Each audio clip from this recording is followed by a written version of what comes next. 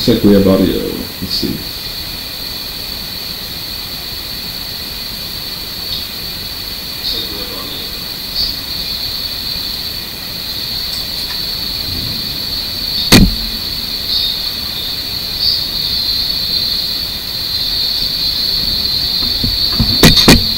Oh wow.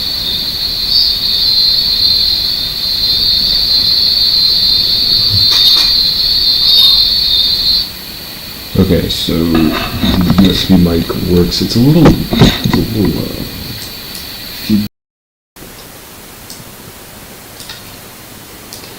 okay. We'll have to open everything up fresh, but that's fine.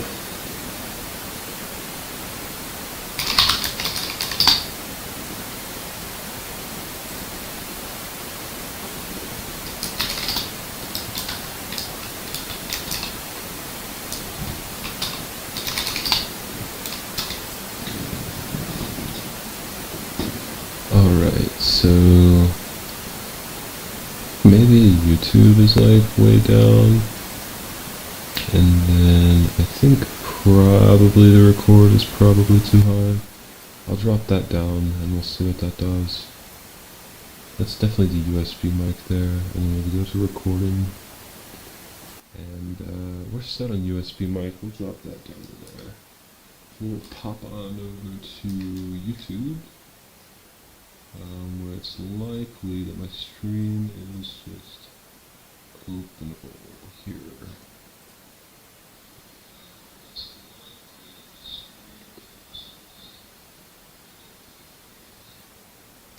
Okay, that's not ideal, but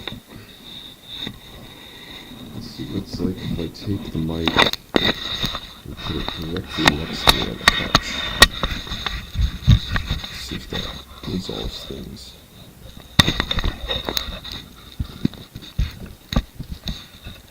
Tripod is it's kind of unstable, maybe. Unstable HackMatrix. Yeah, I think I need to move the actual laptop a bit. There we are. Based.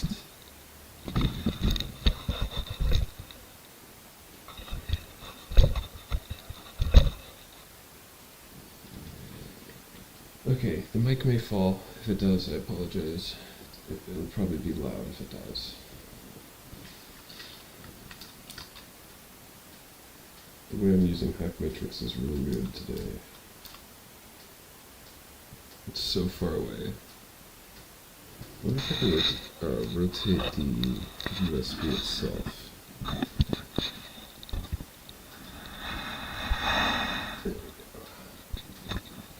Yeah, let's see how good the audio is now. Let's see what its range is.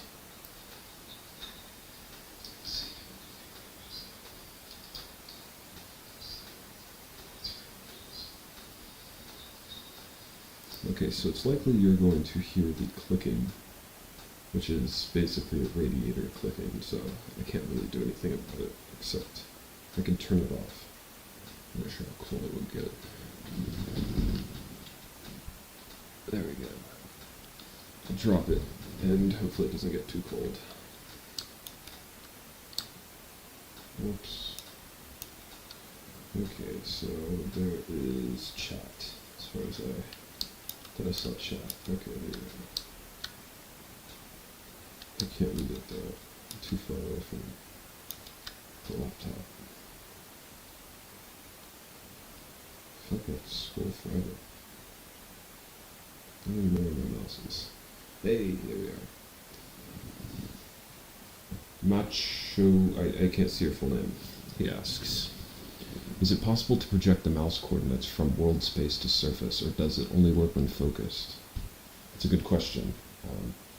So in X11, it isn't possible. Technically, it's possible. There's an API. It was a security risk back in like the 90s or 2000s or something. So all the GTK apps and all the Linux apps just stopped listening to the API. They just said they're not going to code to it. Maybe they just didn't want to implement for it or something, I don't know. Either way, synthetic events such as inputs to surfaces via the window manager, or any separate process, was not allowed. Wayland, completely the opposite. So I am already doing a mapping, but it's more of a crop.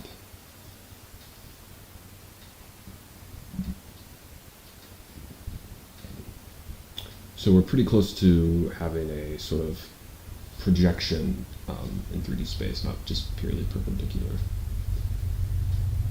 If I were to have written this for Wayland in as the first iteration, I looked pretty heavily into the coordinate mapping system. I even thought about there's a way you can fake coordinate mapping and do a pseudo coordinate mapping. And what you would need to do is, as a person moves their mouse, you would resize the window. So think about, this is actually a hilarious algorithm. And I was actually thinking about trying it out just to see how well it worked. Resizes, I mean, if you I can't resize in HackMatrix, but if I were to, like on a normal window manager, if I were to click on the corner and then drag it, that happens real time. I mean, that's fast. It doesn't, no one ever sees lag resizing a window, right? So you can resize frame by frame, essentially, is what that means. Okay, so here's the algorithm where I could have faked this in X11. I probably want to clip this video here. Action.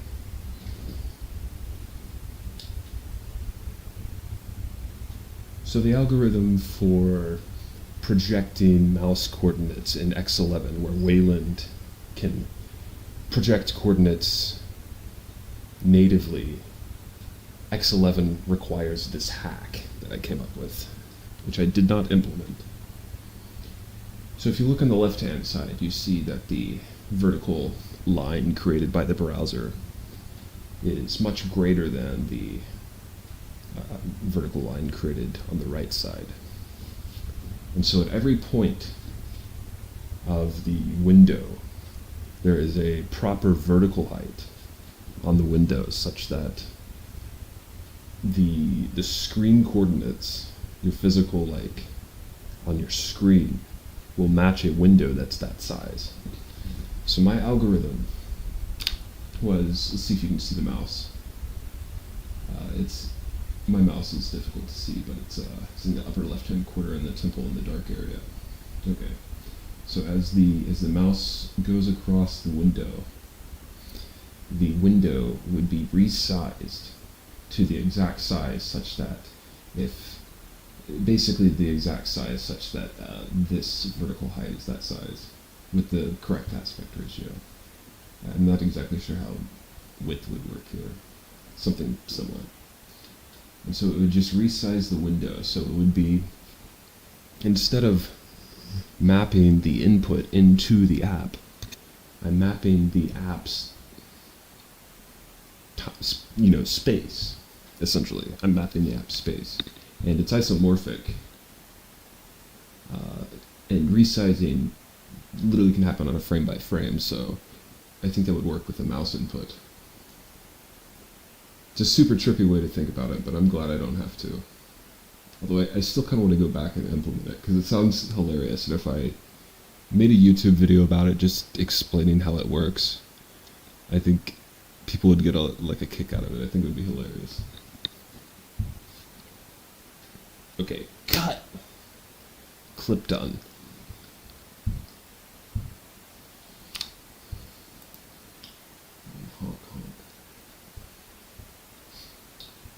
Hi guys, I made a vote, by the way.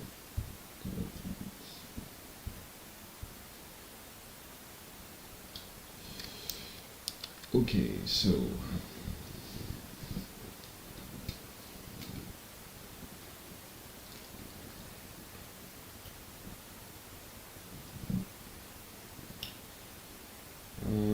my stream crashed last time. This is a chill. It was a chill art stream. That's what it was supposed to be.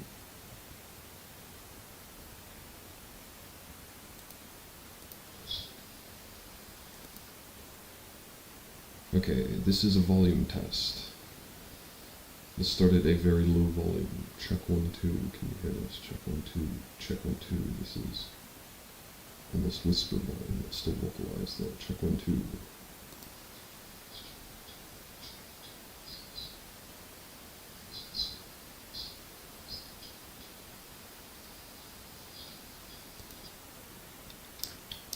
Okay, whisper volume is not good there.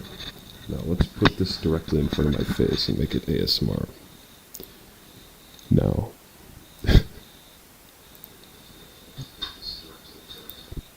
Check 1, 2. Check 1, 2.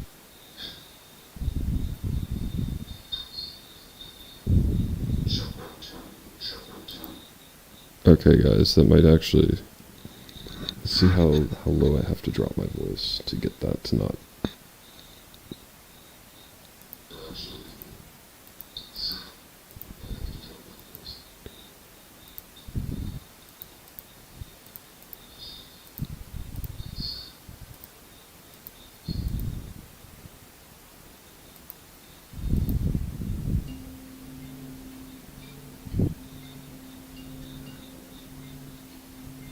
It's 11 p.m.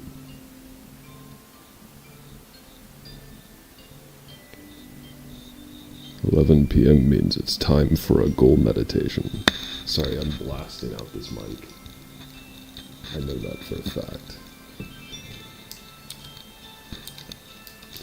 I'll keep it away from my face mostly. But I think I understand the range of it now. I just want to be extra quiet at 11 p.m.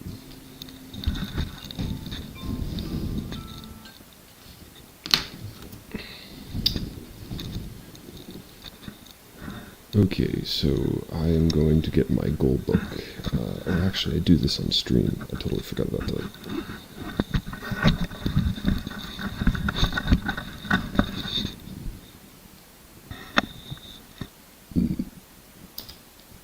You guys are going to hear a lot of clicking. It's going to be very loud. Let's see how loud it is.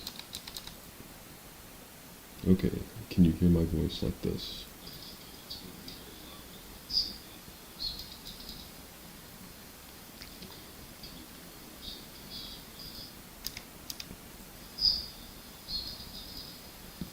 Okay, great.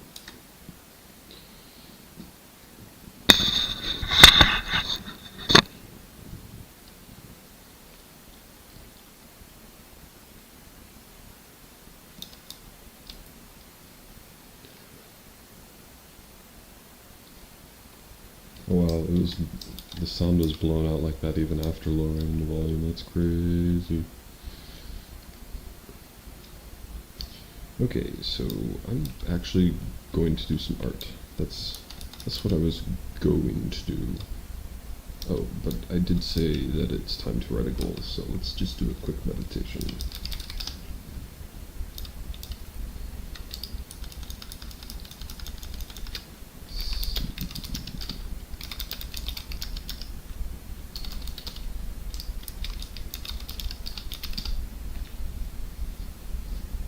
Actually,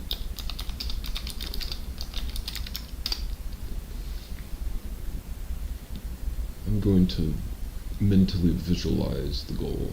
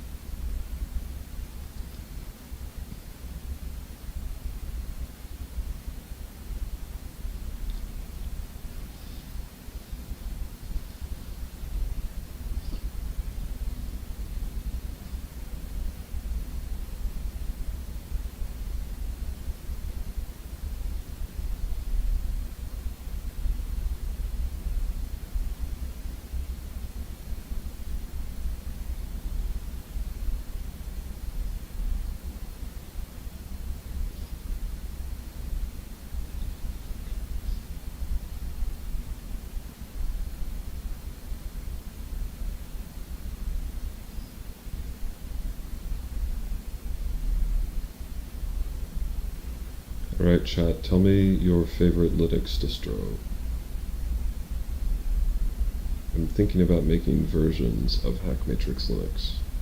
So by versions, I mean like blue version, red version, and Pokemon gold version, silver version. With a different distro base, maybe.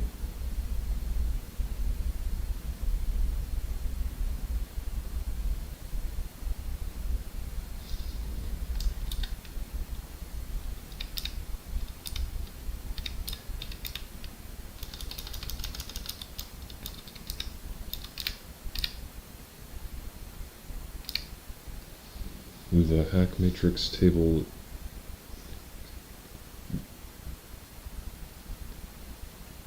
is where the laptop sits.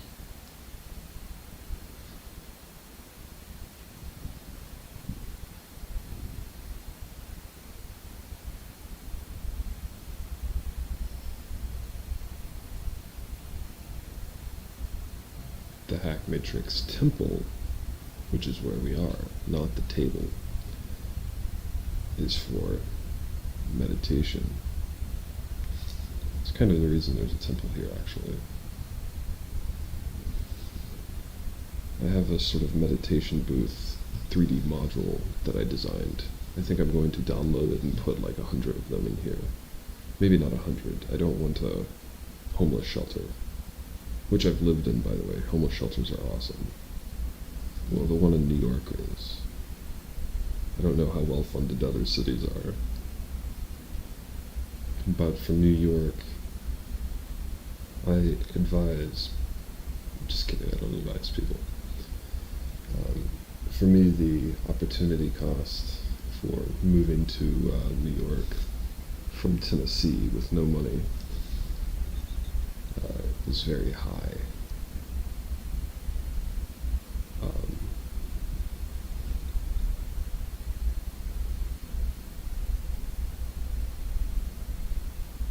So that's what I did.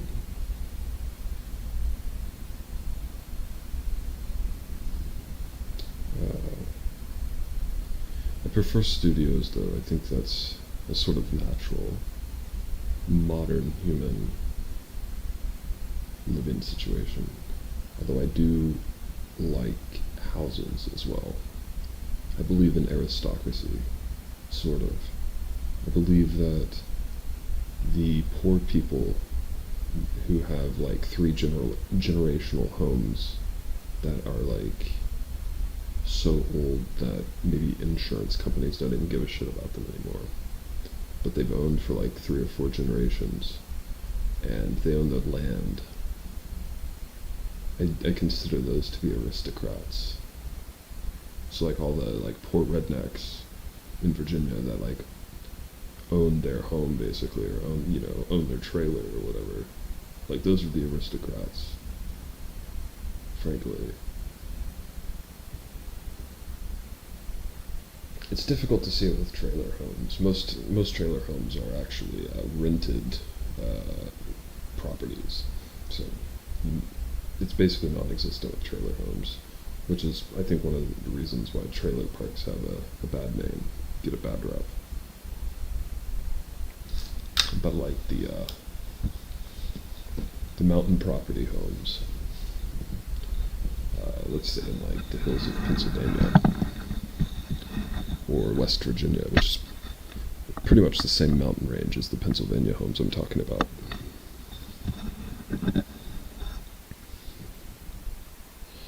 The people who live there, the homes, they're like 120 years old, 150 years old, like very old homes, old money, like actually old money.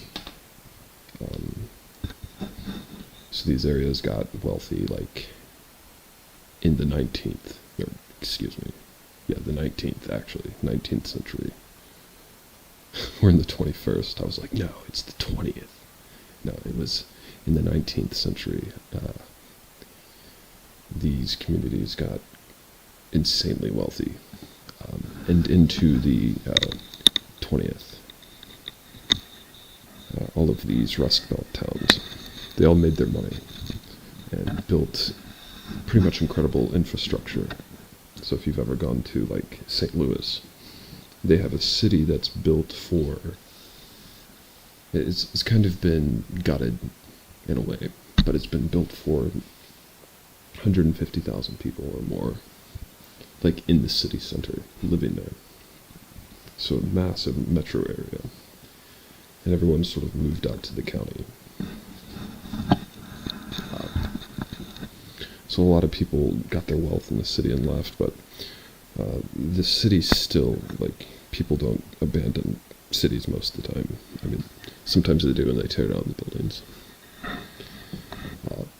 But in the smaller cities, in the Rust Belt cities, St. Louis is obviously not classified as a small city.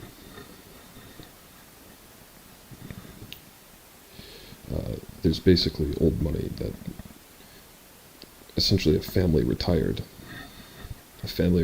and then they teach their descendants how to live off of money, basically. And it just is old money that, like, you know, they're wealthy enough to essentially be aristocrats of America. Like, they own their time, they own their land. There's not much of a, like in some of these towns, there's not much of a job market, you know, so some of the people work blue-collar jobs, but I'm quite convinced that a large number of people here are retirees. And this is in the city, and then out farther in the suburbs and country, I think there's family homes that have, even if they're not super great, all the homes out here, like I said, are 100 years old, and so I think they're all passed down. Well, not all of them, but a lot of them are passed down in the family, and they're basically just like aristocrats. And the funniest thing about it is, like, they're Americans. They're America's proper aristocrats, like they actually are. But because they're not new money, all of the new money in the coasts, you know, in the major coastal cities, they shun the old money. It's always been like that. They call them backwards and provincial and all of that. And they call them that when they're not ostentatious and when the family sort of retires and just cares about family matters and such.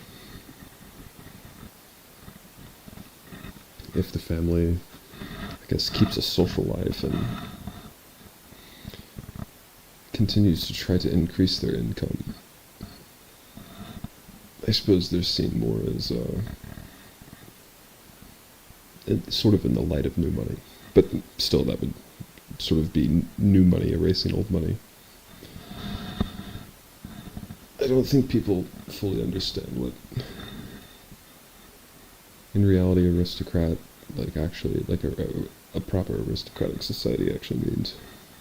I think it means, like, citizens who practically just don't care about economics are running, you know, their community. That's aristocracy. Free people, essentially. So, like, in France, you know, the aristocrats didn't live in the, you know, the cities. They didn't live in Paris. I mean, I'm sure some of them went to Paris. They lived out in the countries. Lived on farmhouses and just acquired property and then passed it down, you know, generation after generation.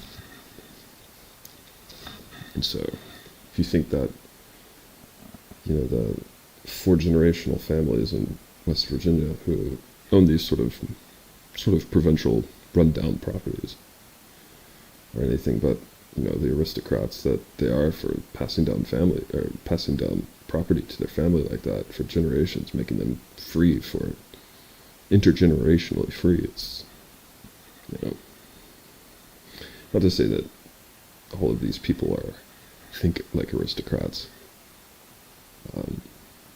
I'm sure most of them, you know, have to sometimes work to pay the bills, but, you know, they don't have to work too much. I mean, there's people in my city that rent, and I'm sure there's more that have mortgages, but I imagine a lot of the houses here are paid off. I'm sure there's a lot of houses here that banks literally just won't touch. Couldn't even get a loan for half the city, I guess. I don't know. That's not actually accurate, but there's a lot of houses out here that sell under the table. Not under the table, I mean, it's not like you're skirting tax laws or anything, or city laws or anything, but it's just like banks won't loan for the type of houses that you can sometimes buy out here. I mean, I bought my house for, like I said, $18,000 as is. Perfectly livable house.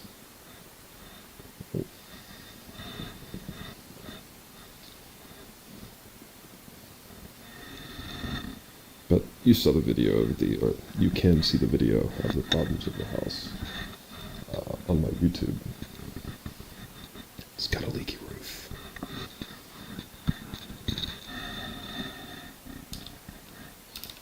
Okay, so like I said, I want to do some art. But the meditation made me think that I want to turn this temple into something with maybe furniture or something, so there is a way to handle this.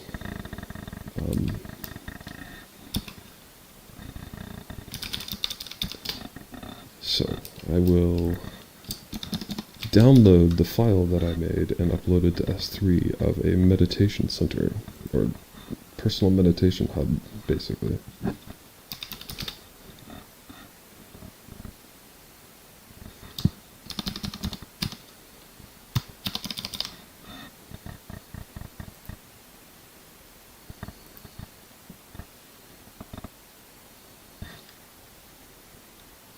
What is going on?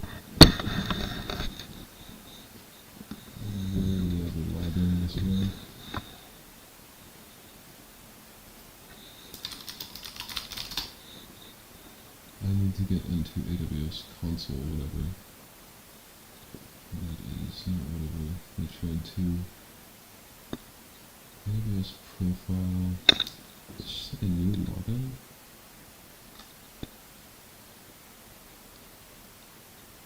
I guess I can try to continue with this. I'll do my 7 I guess.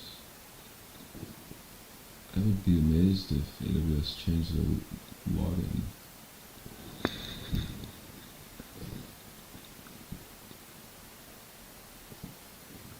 I don't think they changed their console. They just made me sign into that stupid profile.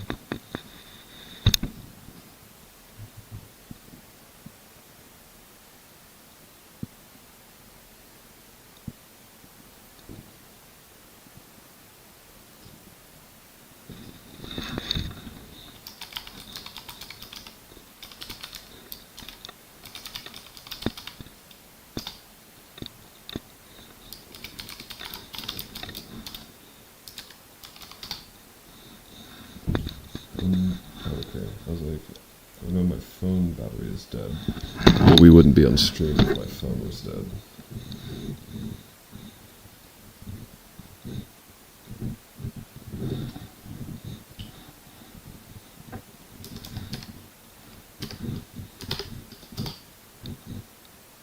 I don't think I got it.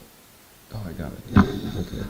It switched right as I pressed enter, so I was concerned it didn't log in.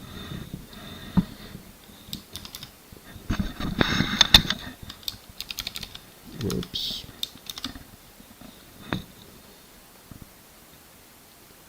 I should really put a domain name on this instance here. I'm literally just trying to log into an instance, I think. That's what I'm actually trying to do. What am I trying to do? Ah, no, that's not what I'm trying to do. I need S3. Give me my files. I guess I can check up on chat as well in a moment.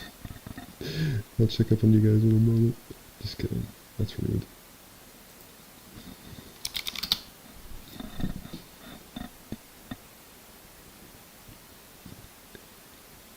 Let's give it up for chat.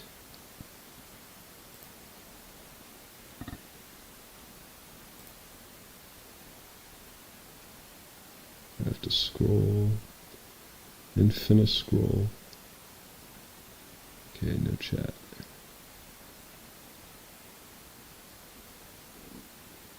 Okay, so what am I doing here?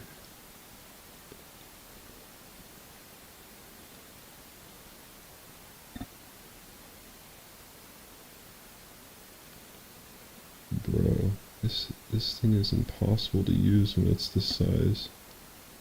Like, almost literally impossible to use.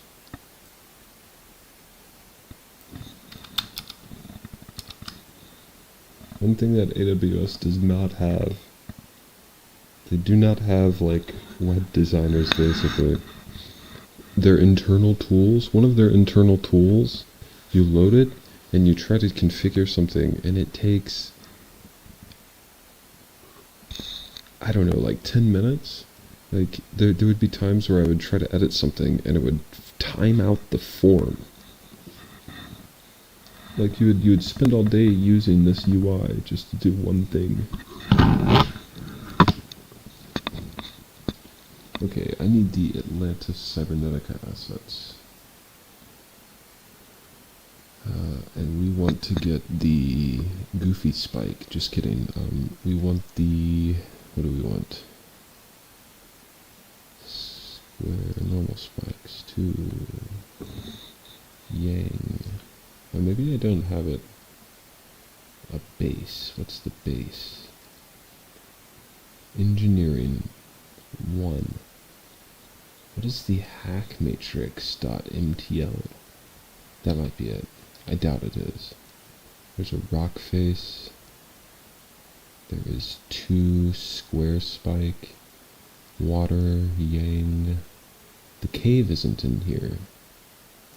So there's the base. And then there is the HackMatrix. I don't know what those are, and those 2 are the ones that I think could be what I'm looking for. So I'll go ahead and download all of those. So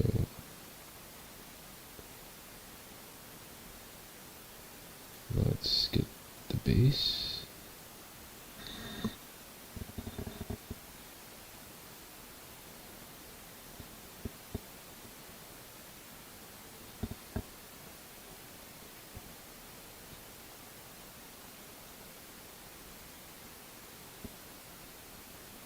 And then grab the HackMatrix.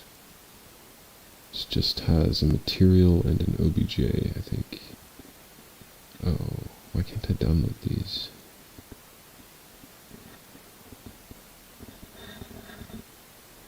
So do I have to go in here and click download every time? I can't bulk download? Okay, that's fine. I'll just go in and click download.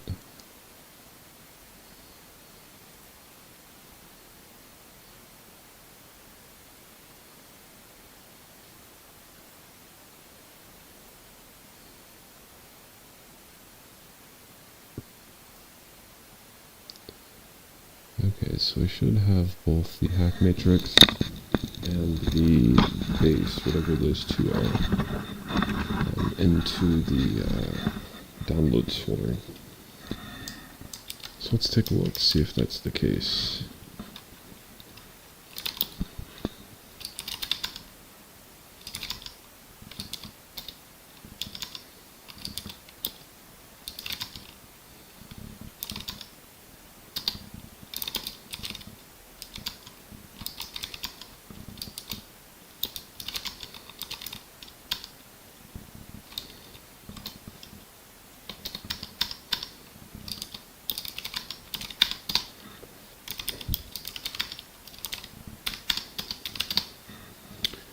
Okay, so we have the HackMatrix base, and we want to load both of these.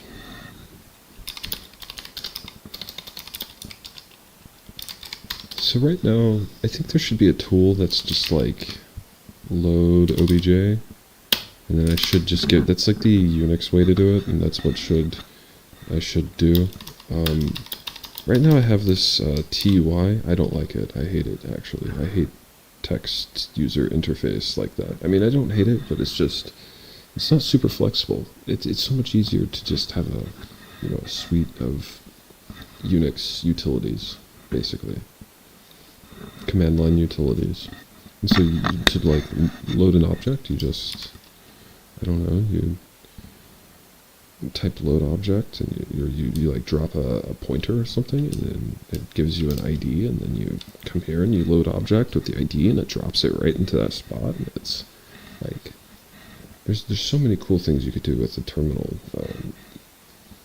that with a shell that you don't really need a like a user interface, basically. So I kind of regret my choice making a TUI, but I sort of had a user interface paradigm or pattern due to the ImGUI that I used with the X11 version.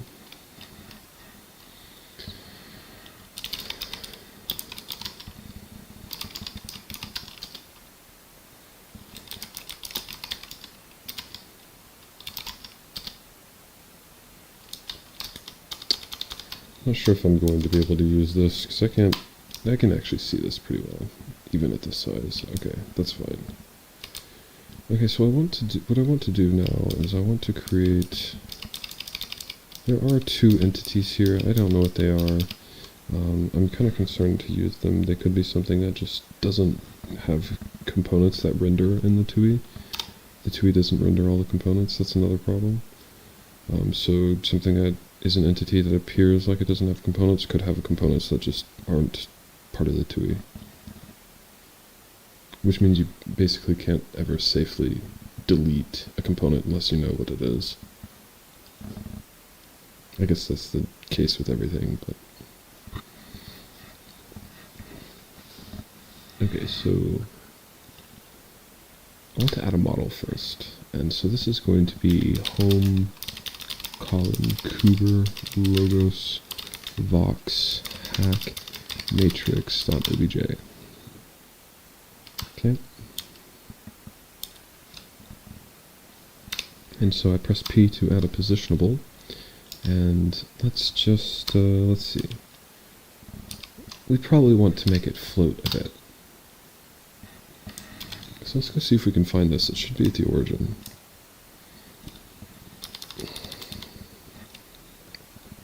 Okay, well,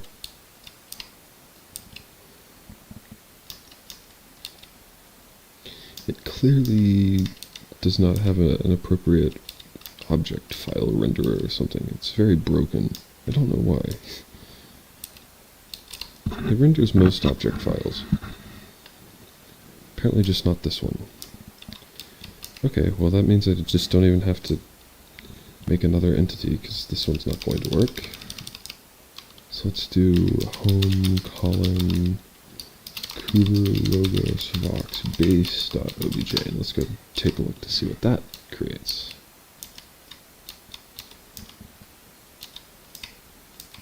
I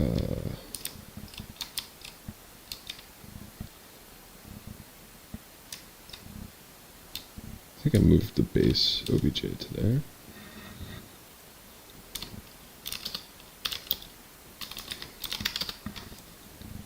Yep, there is a base.obj.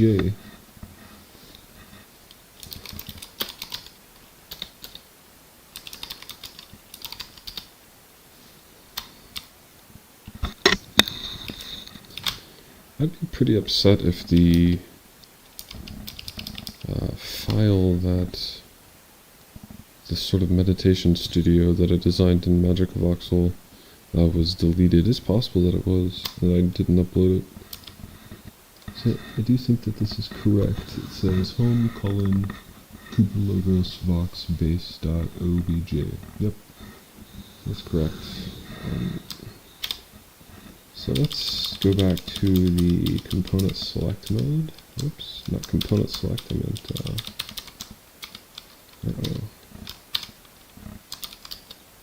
yeah, so let's go back to the entity select. That's what I meant to say. And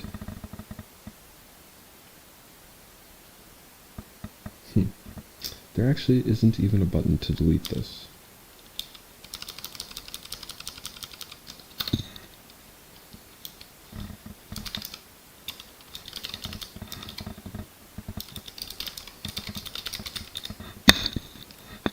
You know what I can add though?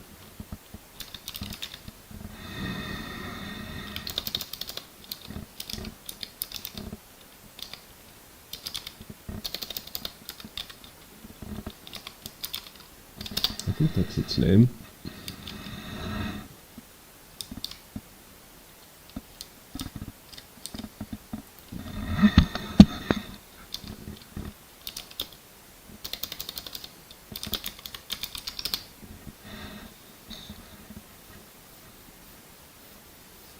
It should be map 0. So maybe that component is broken or something.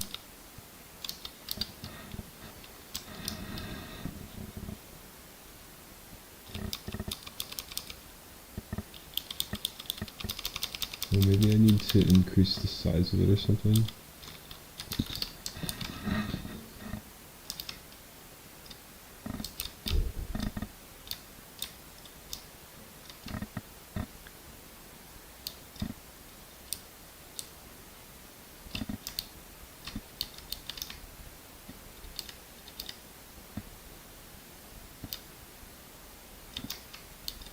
Huh. Maybe I need to create another... Maybe the base is still valid. Let's create another entity here. Let's...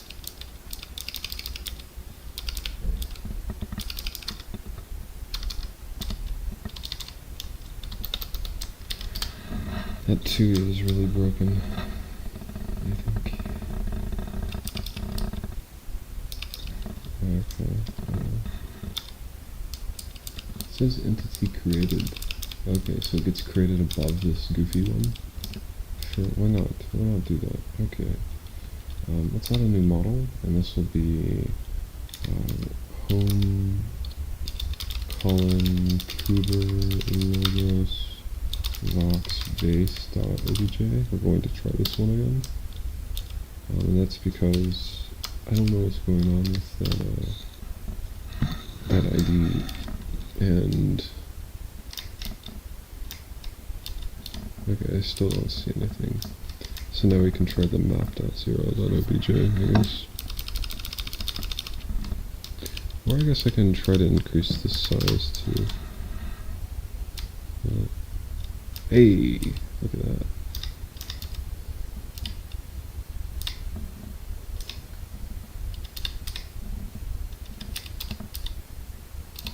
It's difficult to tell. I think it's somewhat like semi-transparent.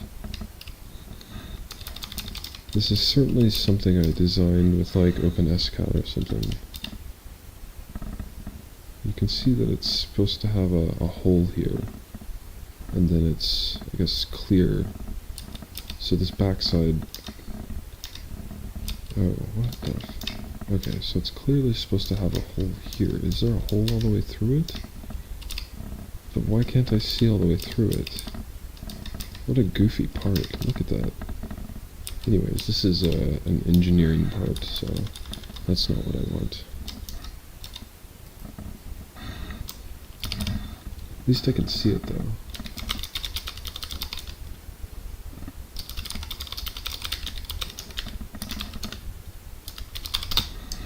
Oh, what in the world disappeared up here? Oh, the map. The map just came in super large. Maybe let's change it to like 3. Oh my gosh.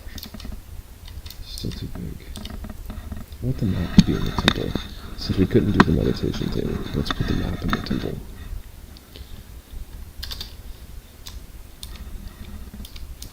So we can just move it maybe 3, or let's move it 9. Let's see where that puts it.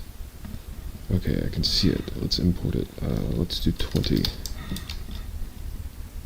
Okay, let's do 60. I think I'm moving it the wrong way. Let's do -60. Let's do -20. Okay, it's coming closer. Let's do negative 40. It has surpassed us. Let's do negative 35. Okay, there it is. Let's bring it down to like 0. Let's reduce its size to like 0.3, 0.3 or 4, I guess. Base, look at that. I think we need 0.3 though. Okay, cool. Little mini map here. And what else was I going to do here? Oh yeah. Is this the right model? Okay. So negative... I think negative 10 might be too much. Negative 7. I just want to move it closer. Perfect. Let's rotate it a bit. Let's pretend that this corner is sacred and only the people who stand in the corner can see it. We need a rotation of negative, of positive, maybe. I'm not sure what positive or negative is. But in the y-axis. And like, let's do negative 20. Let's see what that does. What the fuck? Oh. Yeah, we don't want to move it down 20. We want negative 20 degrees rotation. Okay,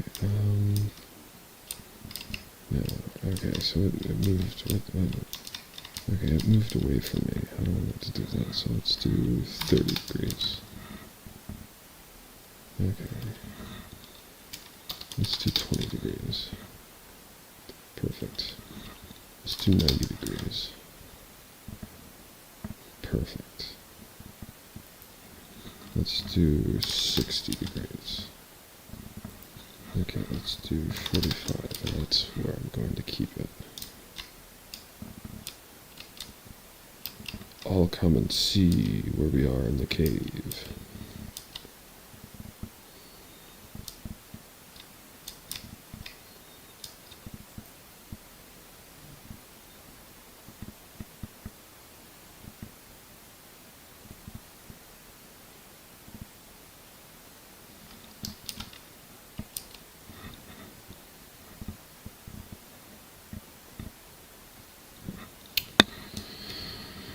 Okay, let me show you how I open up a webcam in HackMatrix, or on any Linux system that is mostly terminal based, I guess.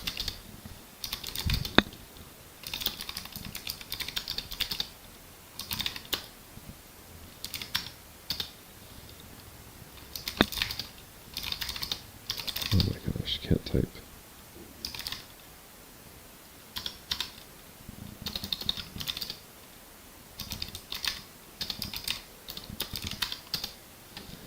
Okay, so I use mplayer. It's fairly simple. mplayer TV // with the TV option driver equals video for Linux 2 : device equals, and then your video input device. Input : input 1. Let's look at the history and see if we can see how I grabbed that value. I probably won't be able to see how I grabbed the value. But we can at least try. Okay, so bunch of dragon stuff, rebooting stuff.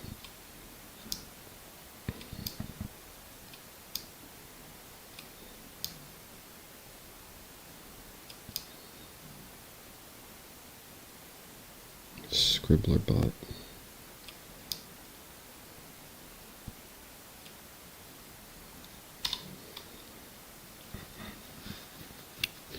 Okay, so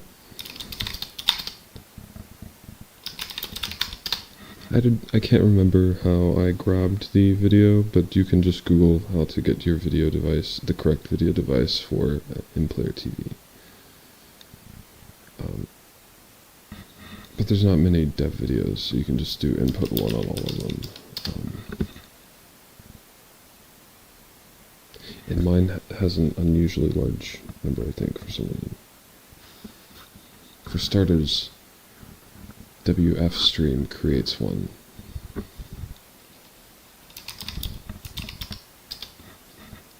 So this is how I install the Video for Linux 2 loopback, which creates a video, essentially a fake video card, video 5, which says video _nr equals 5. That creates video 5.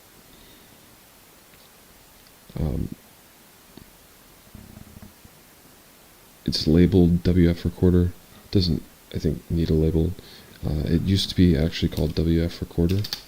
It's not anymore. It's WF stream. Oops. And that's not like super important. That's literally just the name of the bash file. And also, well, I guess it is a WF recorder. But I think the card label in the mod probe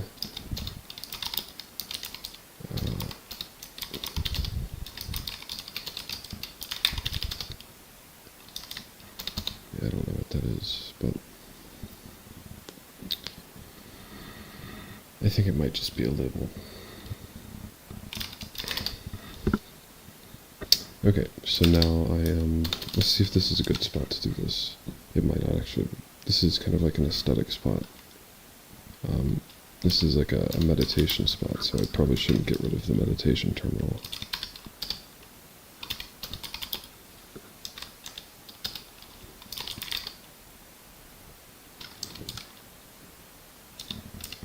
And I can go ahead and get rid of that. I don't need that. I wanted to download those files and find that meditation center.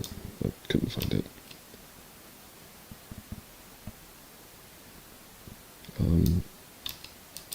I think this is usually where I put the webcams, at least for now. So let's open up a terminal, and then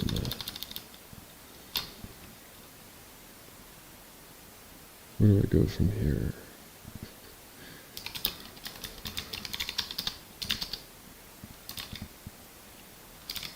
Okay, USB webcam. Let's get this thing pointing at something interesting. Artwork. And so, let's try to kill that. So it, I think, spawned behind or beside me or something. We don't want to do that. We want it to spawn like right in front here. There we are. So now it looks like I don't know, the light is broadcasting a video. So this is the mic. It's been on my chest the entire time. I'm literally just moving my torso. Keeps the mic close.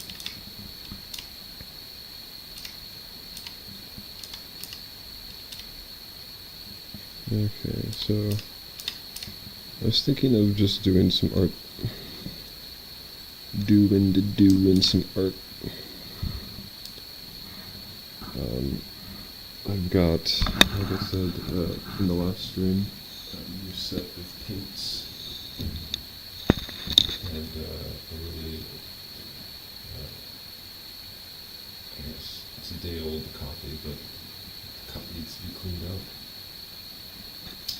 And to time that with the robot charger for the torso of the, or not the torso, the base of the robot. But the light isn't on, so we're not focused on that today. Right now, at least, we are focusing on the art.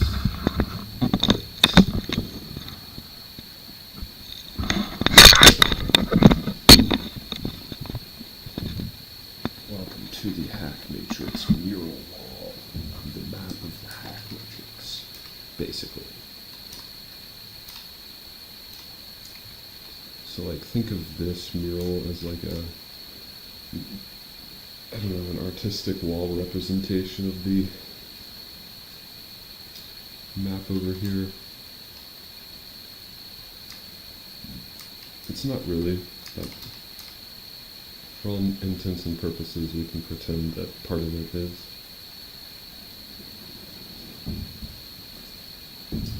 So I'm going to turn on some music, and we can get to partying. I can also, I'll pull up my phone and look at chat. Keep chat on in my consciousness so that I can respond if anybody has anything to say.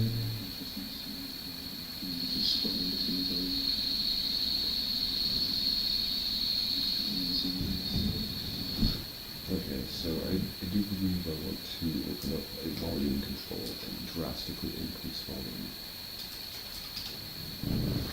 Now that my face is farther away from the camera.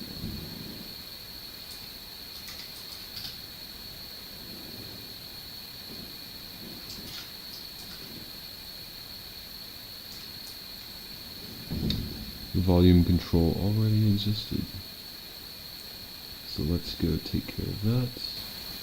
There we go. You're going to probably hear just like drastically increased background noise, but I think you'll be able to hear me better. Especially while I'm moving around and doing art and answering chat, and I don't know, I'll probably work it on the mix as well.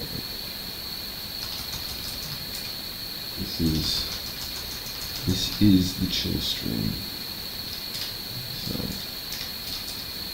can't take away from the chill.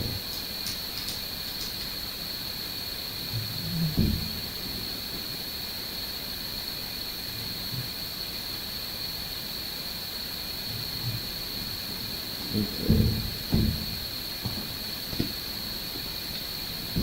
So let's do an audio test. Sitting on my couch. Check 1, check 2. Okay,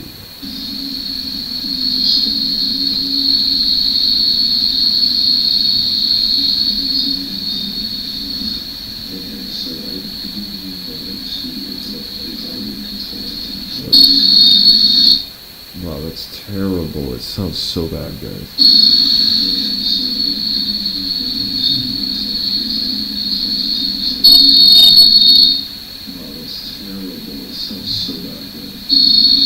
Okay, so note to self, don't turn on play and have the audio feedback into itself, because it's going to be very annoying.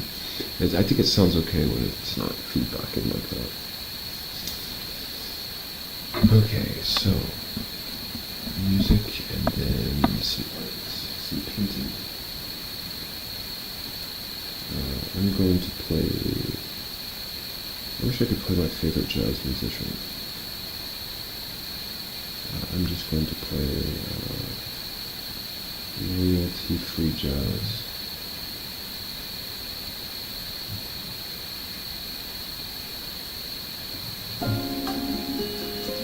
No, thank you.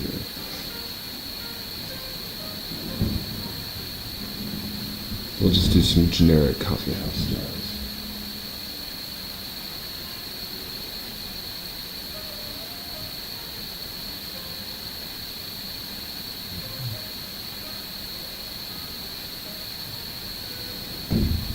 Although I think it's going to be difficult to keep the music playing. I'll use my iPad for chat, to monitor chat.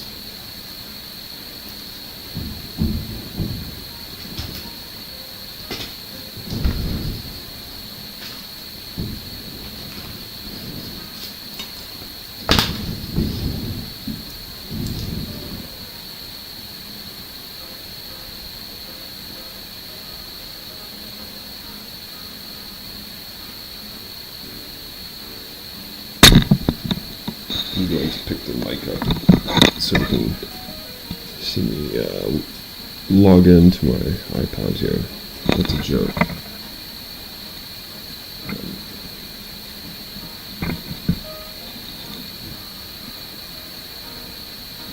think the music's probably too loud for this. Okay, so sorry for the illness-inducing yada yada. Okay, trying to figure out the best.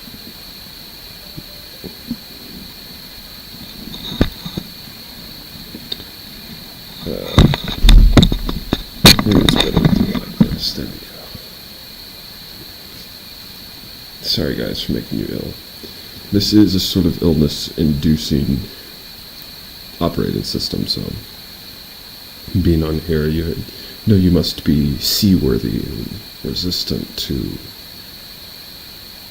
motion sickness. Okay.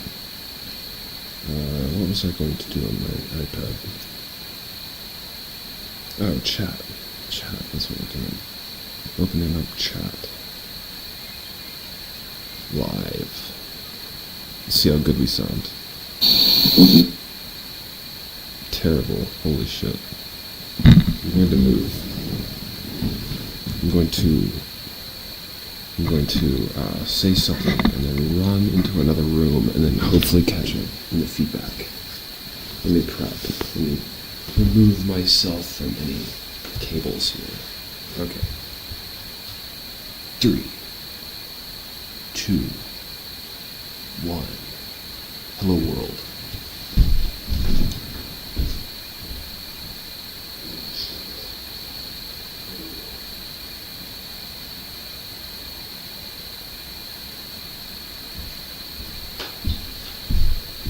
Okay, I feel good about that. That's a good volume, guys. I like that volume.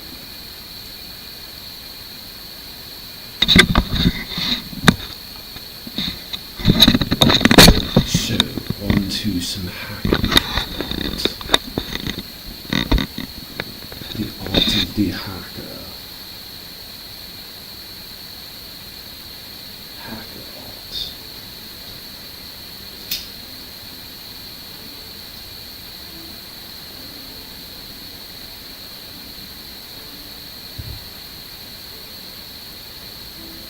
Okay.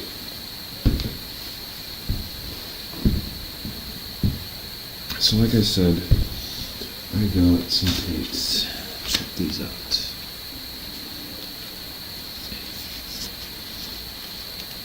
These are the low volume paints. These won't cover the wall.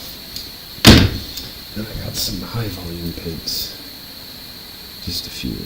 So there's going to be water. Don't know what I'm going to do with that much. And I got yellow. Don't know exactly what I'm going to do with the yellow, but I got yellow because I think I want to highlight some yellow stuff. Not sure. I also thought about painting some green as well.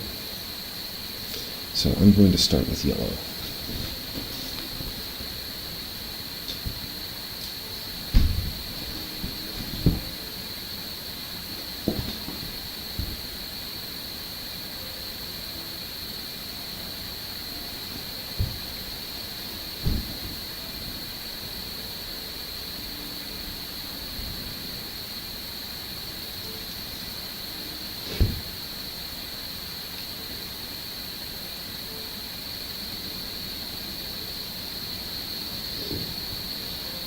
Gotta turn the volume down all the way. Okay, so you can kind of see some yellow up here on this. So I think part of the motivation for yellow is that two-tone color scheme there. Right, so maybe I can put some yellow outlining the gold up there, maybe. Not sure. Okay. Probably get some yellow.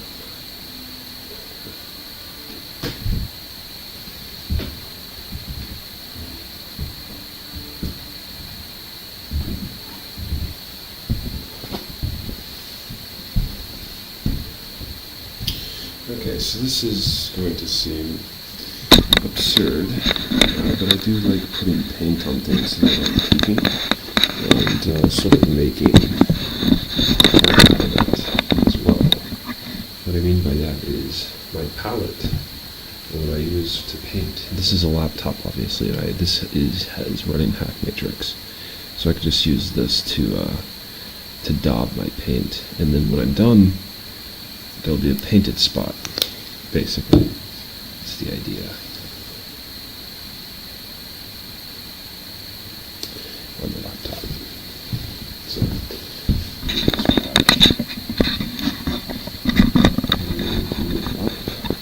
this. she's just got the, I don't know. I might have to hold this, I'm not sure. I don't really want the whole thing. I do have a free hand. I think the main problem is looking at what I'm painting.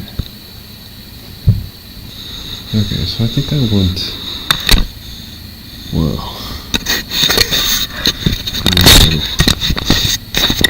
Let's flip out here. Okay, well, I don't know what happened there. I think we're going to start on the Linux distro here. So we're going to draw some yellow. Ooh, that is yellow, guys. Look at that. It's bright. Maybe it doesn't look as bright. It feels very bright. Don't want to make you guys sick, so I'll try to keep it up. Keep it up here.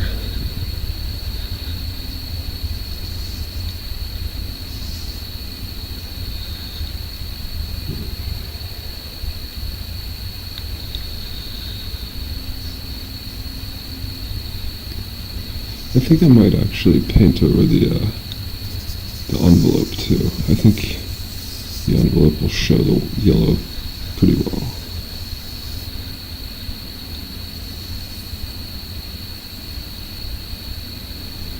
Kind of feels like I'm painting with mustard.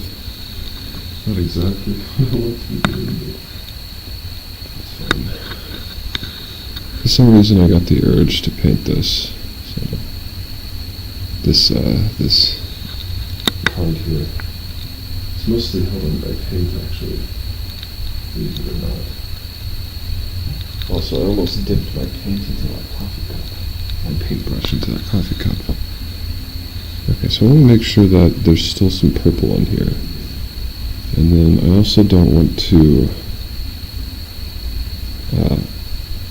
put ink close to the letters. And also, you can see I got an adequate amount of paint underneath the card here, so it's going to stick. Acrylic is like glue, basically. It's like gunky glue shit. It can glue cards to the wall. I mean, there is a nail there. It's basically going to glue the card to the wall. Okay, and then here is basically the HackMatrix cave. I'm not exactly sure. I think I decided, like, it might be aligned like this. So the ships, you can see it has ships. So part of me wants to align it like this, so it has ships. And so I think I'm going to probably draw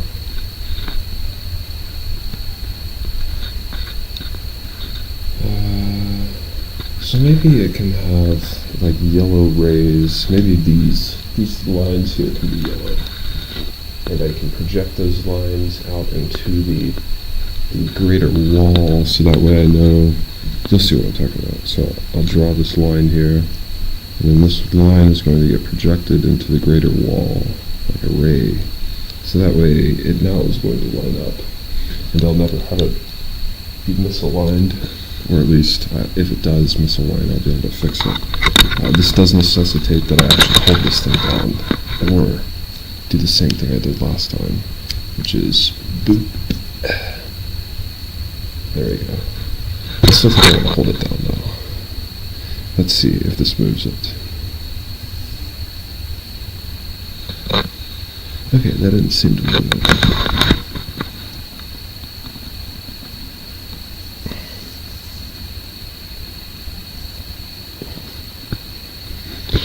Okay, so this paint is weird because it does like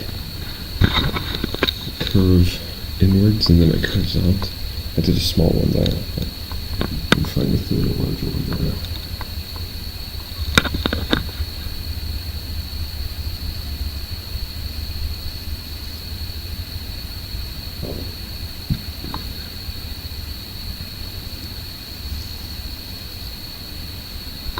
Okay, there we go. I don't know what those are, but maybe they're paths or something.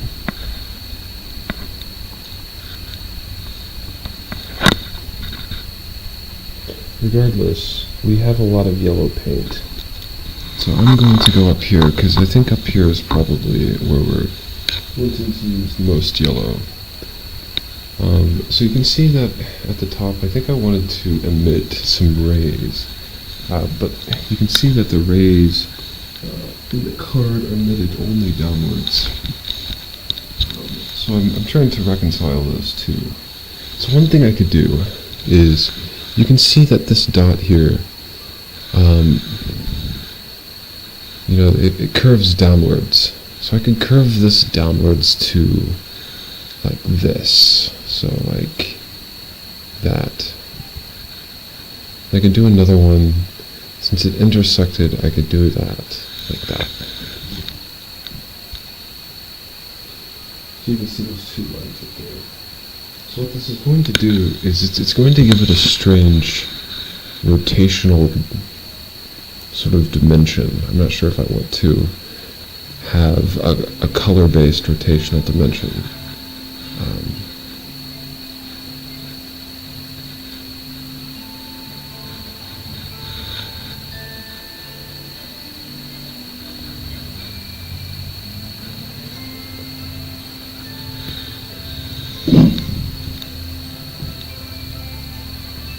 It's time for another goal setting.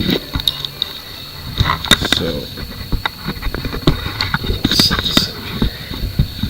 There's still a lot of paint on the, I might turn that alarm off, because there's still a lot of paint on the laptop over here.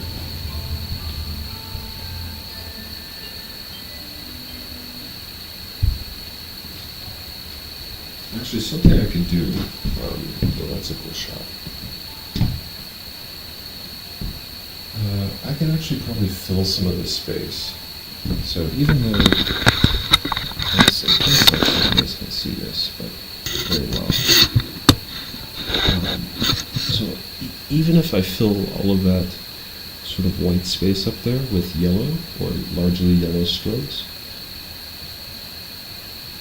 I'll still be able to paint over it with a darker color like the purple if I want to. So I think I'll stick with doing that. So this is actually going to be sort of larger strokes here.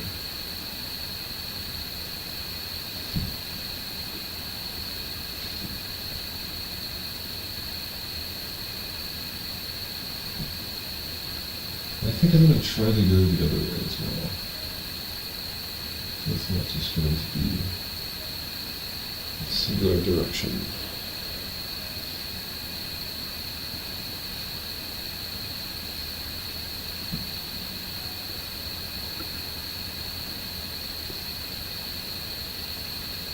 And I think I also kind of want a halo up there. Can you see it? Up there? Okay, you can see it.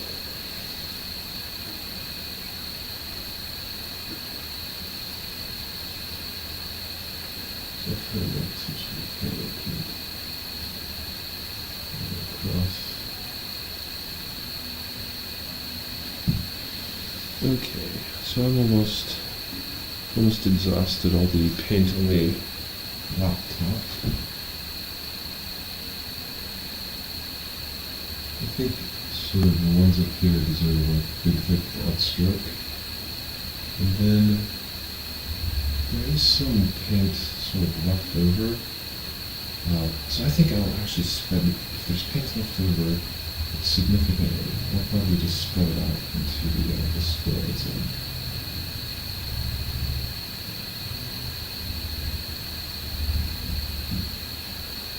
So actually squares will probably get very painted.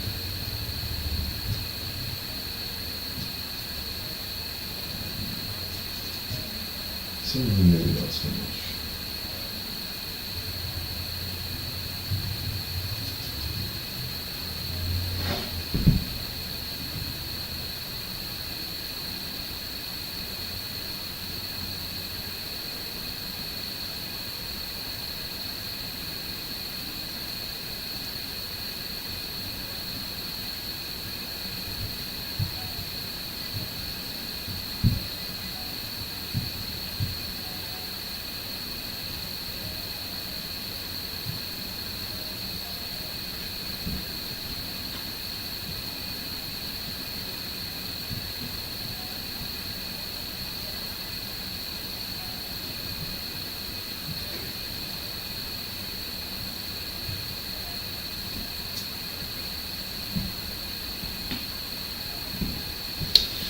Okay, so I think I'm satisfied with that.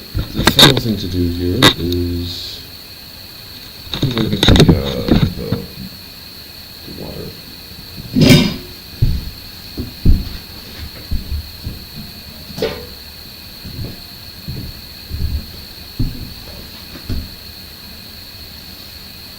Okay, whoops. Here we go. Just gotta wash the thing off. It should be easy enough to see. What do you do here? It's kind of gross. Yep, I can just wash it off, and this pad isn't, or this piece of wood, it's something I made. So I can probably paint it as well with some watercolor. It's not that big a deal. So I can get my brush completely clean and washed up.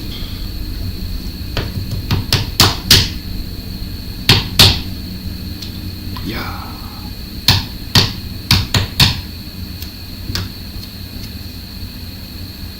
Okay. I think that brush is pretty good. So I'll just drop it there to dry. I'll do the same with the other ones because I painted just recently, like earlier today. So I just threw these in. This one's been sitting in there for a while. It's broken too. Look at the end of it. It's going to be shorter than all the other ones. There's more paint stuck to it, but whatever.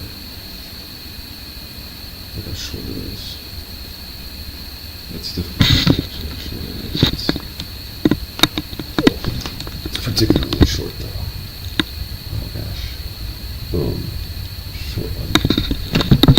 That's dizzying for you guys. And this one's good too. That one's good to go as well. Okay, and then we can see what we drew on the HP laptop. So it's not much. It's just a spot. But you can imagine over time as I drop paint on this thing, there'll be more and more spots, and I can make them artistically appear as some type of like collage or something. Who knows? It's all fun and games, though, actually. It's all fun and games until he becomes an artist.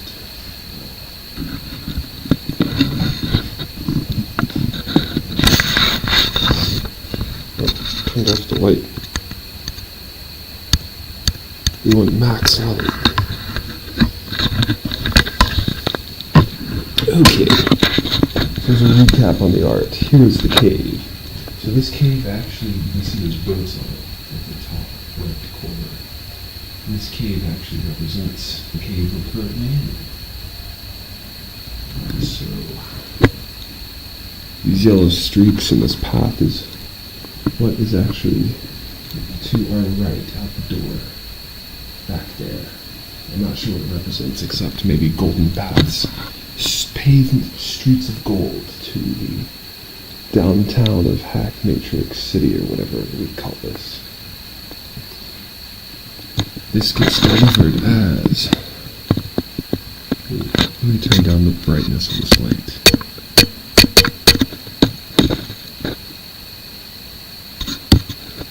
The Linux distro. It's shipped as the Linux distro.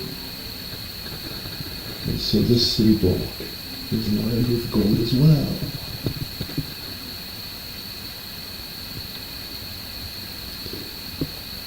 And so our mission for the next, when's the 15th? It's like 5 days away. Our goal for the next 5 days is to sail on these vessels of art up the ultraviolet road of electromagnetic propulsion. Our electromagnetic sails guide us on this water substance up to the yellow, where we incidentally teleport Just kidding, we're not gonna have teleport. If we could teleport from the yellow, we would just exit this. Yeah. No teleportation. We go up into the field. The yellow gives us an abundance of highly specialized egoific energy. Because, gold is like the ego color, right? And the purple is like the electromagnetic field that propels you all the way up and down into the sea. And you coast on your sails. One question to ask is, why don't you just go from the boat up and to the limits distro? Why must you start from the cave and go on this grand, super high, artistic, high energy, electromagnetic flight and then fall upon the limits distro? Well, that's just the way HackMatrix is. That's just the way it is. We have to totally eject ourselves from the heart in the purple. Well, the green is actually the heart. The green, and the green, you can say I've already drawn the green. From the heart, eject into the electromagnetic wave of being. Up into the upper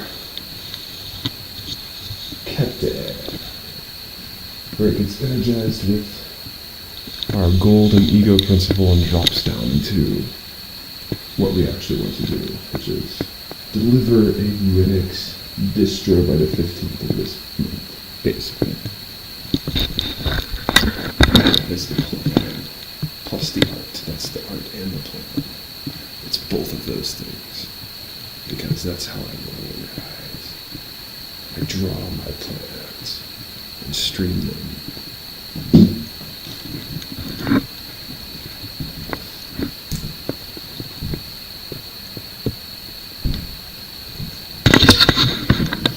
Okay, sit down.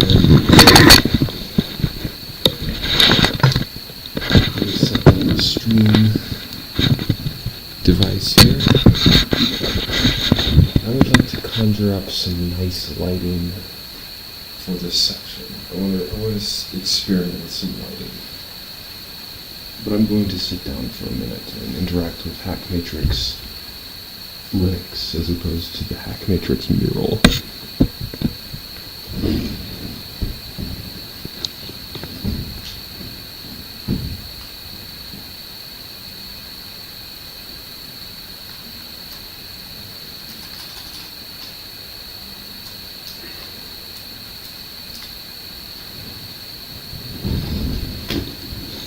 Okay.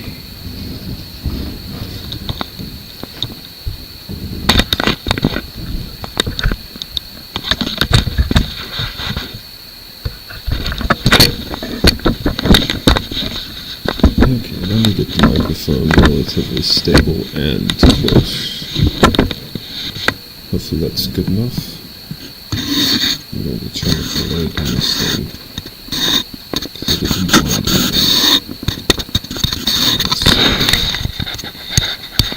Okay, there we go. Sorry, I bet that was really loud.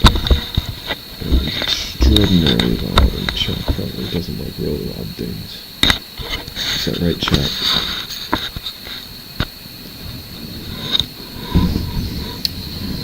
Okay.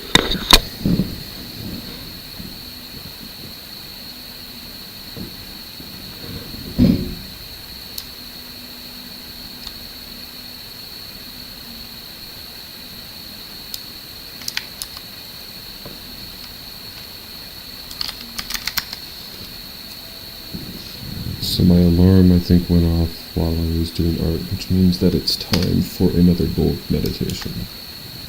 So write down your goal, visualize it, and meditate on it for 5 minutes. That's what we do on the HackMatrix stream. We meditate in the temple and visualize our goals.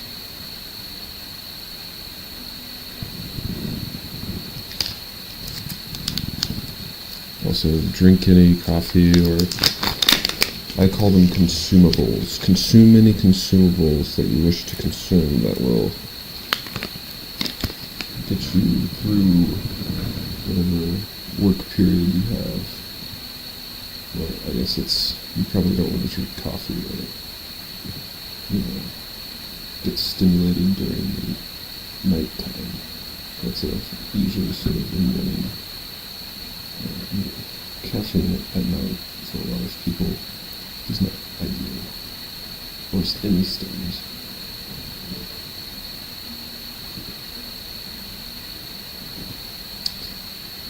Gorsh.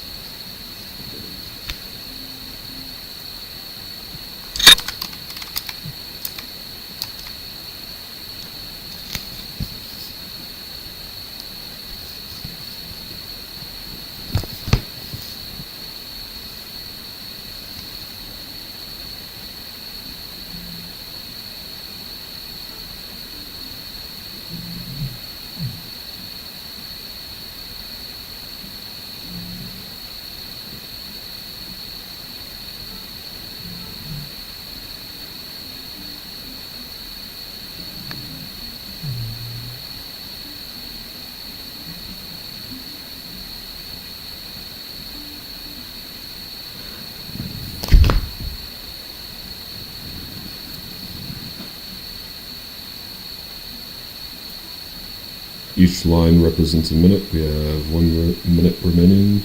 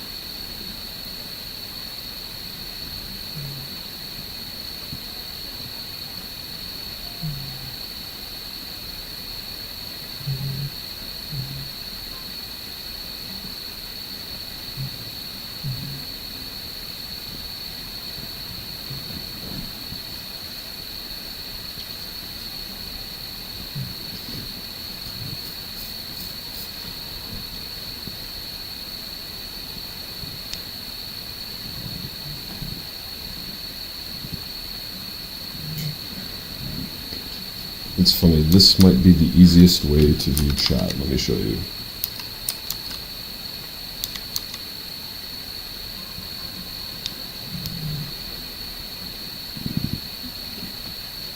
Oops, that's not chat.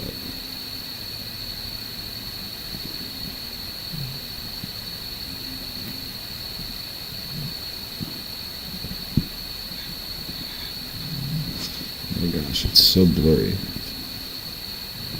I don't think I can make it any larger than this.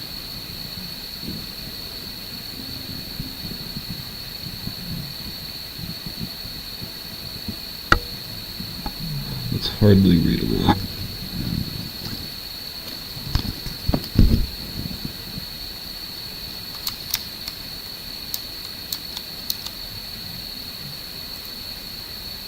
How's the volume? I think it's probably pretty good. I wish I had volume measurements for the outside of my house. Because then I would know. I hear people outside quite frequently, so in general I think that the sound that I create inside probably projects quite well outside, but maybe it doesn't. But then I turned on some jazz and then went outside and tried to hear it, and it was like full volume, and I couldn't hear it, so who knows. Volume, man. I need like super high DPI HackMatrix because I'm so far away from the laptop screen. I have to get like this close. But I guess if I get the Wayland port finished and I can use my mouse from this position where I can just like zoom in and get like super fine detail. And be like, okay, let's use the mouse now. Whoa, guys. I just had what I consider to be a smart idea. So listen to this. So, have you ever been bugged by a slider bar that does not have the correct resolution? So, like, let's say you're trying to focus on like a timestamp, find a specific time in a video, and that slider bar is a pain to move. Well, imagine on HackMatrix where you can take you can do a map function and map your mouse movement, which means that any input control that is mouse-based can also be passed through the same mapping function, which means that you can get really close to a slider. This is hilarious. So let's say that you want high resolution mouse control, but you also want the ability, hold on, I need to change my mouse or my movement speed. There we go. So let's say you want high resolution mouse control, or the ability to edit. This is a good one. The ability to edit like video timeline. Actually, that's not a good idea. I'm talking more about input.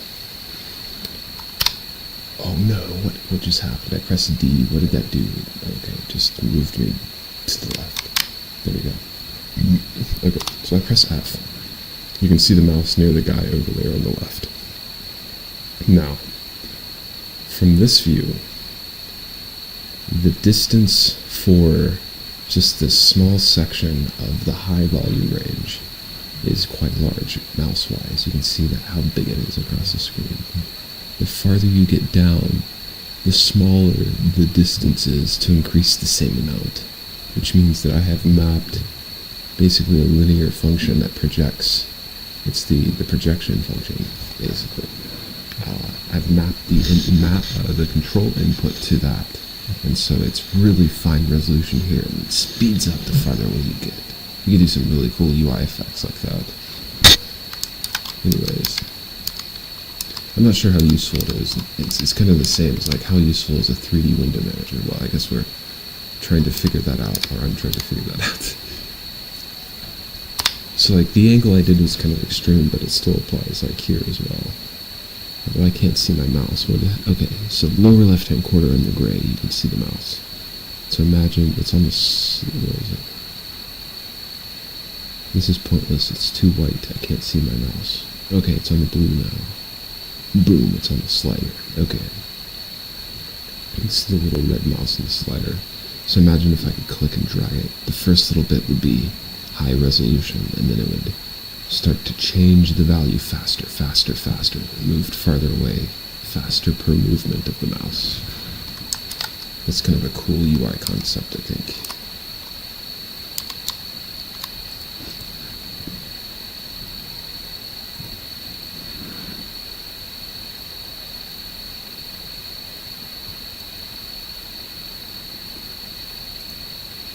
Is that seriously how I typed that? No space in the period? That's funny.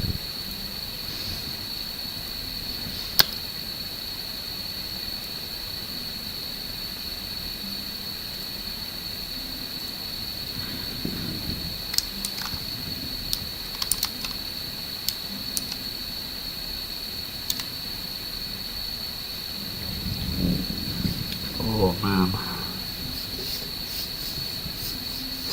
I'm trying to think about what I want to do now. This was just a chill stream, so I did want to paint, and I did that. I got some yellow on the wall.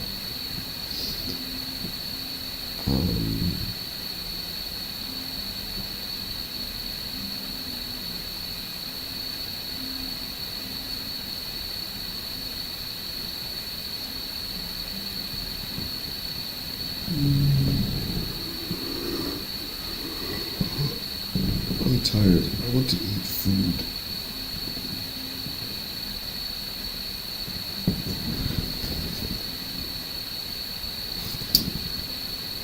Okay, this was a pretty dynamic stream. I got up, I painted, blah blah blah, da da da da. I got the mic working. I got the USB mic working. That was sort of the reason why this stream started the way it did in the first place.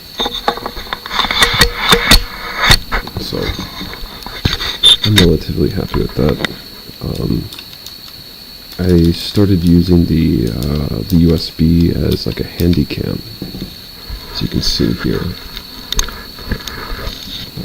So that was kind of fun. I enjoyed doing that. We didn't see much code, but what we did see was the map. So the map is, or rather we saw me use the engine TUI to add something with the map. That engine TUI, like I said, is kind of annoying, but I do like the aesthetic of text-based UIs. I just, for quick work, like sometimes you just want a command line tool, and I think maybe the command line tool should exist before the TUI. And I think that's probably what I should have done.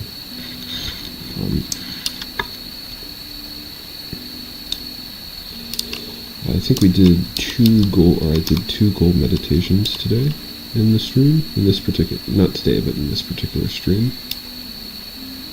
And I think I showed all of the code behind all of the scripts I use for streaming. I think that's pretty much it. And so with that, I am going to close the stream down, and then I press escape so that the database saves and I don't lose the map and the temple thing. Maybe in the next stream I will get a bootable working so we have permanent terminals that open in various places. I think that's pretty important. And so, or maybe it can be terminals, it can be like a Chromium app open to something. I think that would be very interesting to get like various Wikipedia articles opened in Chromium around everywhere. So maybe I'll do that. Anyways, adios.